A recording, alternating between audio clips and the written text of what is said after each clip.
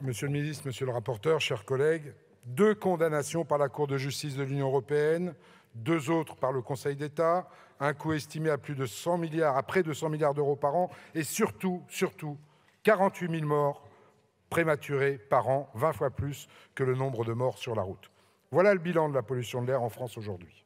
Aucun acteur politique ne peut rester inactif face à ce constat, à part peut-être ceux du Rassemblement national qui, s'inscrivant dans un pollution-scepticisme, pardonnez le néologisme, aussi irresponsable que dangereux, nous propose ce matin rien de moins que de supprimer des ZFE.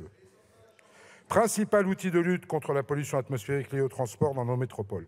À vous écouter, monsieur le rapporteur, encore hier, sur les antennes, les ZFE s'inscriraient dans une logique décroissante. Selon vous, toute activité humaine est synonyme de pollution et nous devrions nous en contenter, déplorant chaque année ces milliers de morts comme des dommages collatéraux. Non seulement c'est insupportable, mais c'est en plus nier la formidable force d'innovation et de créativité dont nos concitoyens savent faire preuve pour emprunter le chemin de la transition écologique. Vous le savez, même si vous n'avez pas jugé pertinent de nous auditionner, Gérard Leseul et moi-même, qui avons remis un rapport en octobre dernier sur les mesures d'accompagnement de la mise en place des ZFE, rapport comportant une vingtaine de préconisations, dont une partie d'ailleurs, et je remercie le ministre, ont déjà été mises en œuvre depuis, et qui dresse un constat lucide sur les mesures déjà mises en place et sur celles à envisager en bonne intelligence avec les collectivités concernées. Oui, il est essentiel de mieux accompagner les ménages les plus modestes d'ici 2025. Oui, nous devons structurer la filière du rétrofit en France pour permettre de transformer plus facilement nos véhicules afin de les convertir vers des motorisations plus propres. Oui, nous devons mieux harmoniser les règles, notamment pour les professionnels. Oui, nous devons partager les efforts en matière de qualité de l'air, y compris avec les acteurs du transport fluvial, maritime ou encore de l'industrie. Tout cela, et je le dis sous le contrôle du ministre, le gouvernement l'a bien compris et plusieurs annonces ont déjà été faites en ce sens. Ce que le gouvernement a aussi bien compris, c'est que la ZFE n'est pas un dogme. Ce n'est pas un dogme.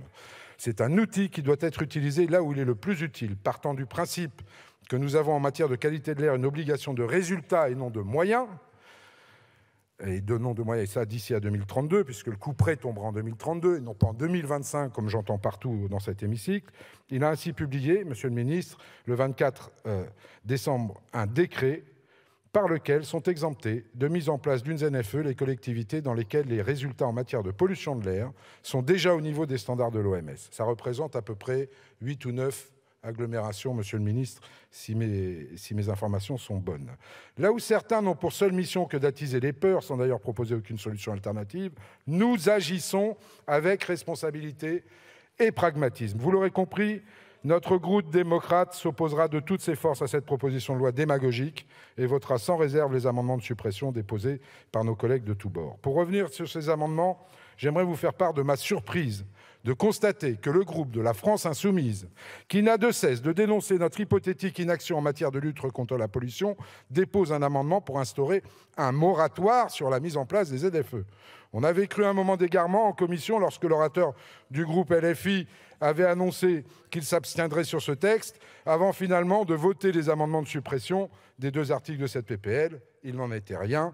Non seulement cet amendement est en totale contradiction avec ceux déposés par les autres membres de la NUPES, si tant est que cette union ait encore un sens aujourd'hui, mais en plus il rejoint celui de repli déposé par monsieur le rapporteur qui vient de proposer, faute d'interdiction, un moratoire de 3 ans sur la mise en place des ZFE. Là encore, la France insoumise et le Rassemblement national se retrouvent main dans la main sur une proposition aussi démagogique qu'irresponsable. Nous avons beau y être maintenant habitués, c'est toujours aussi désolant. Pour conclure, la mise en place des ZFE est à ce jour indispensable à l'amélioration de la qualité de l'air dans nos métropoles. Les supprimer ou les retarder, c'est faire preuve d'une coupable irresponsabilité face aux chiffres par lesquels j'ai commencé mon exposé. Oui, nous devons faire plus pour répondre aux craintes légitimes de certains de nos concitoyens et la multitude d'initiatives qui fleurissent sur nos territoires pour verdir nos mobilités, conjuguées à la volonté farouche de notre majorité d'aller en ce sens, sont autant de facteurs de confiance pour l'avenir. Et je vous le dis tout net, si je n'avais pas la certitude que nous puissions y arriver d'ici à 2032, j'aurais conseillé au ministre qu'on arrête ces histoires de ZFE. Je suis persuadé qu'on y arrivera. Le défi est immense, mais nous avons tous les moyens de le relever pour qu'enfin nos enfants puissent respirer un air sain dans nos villes. Je vous remercie.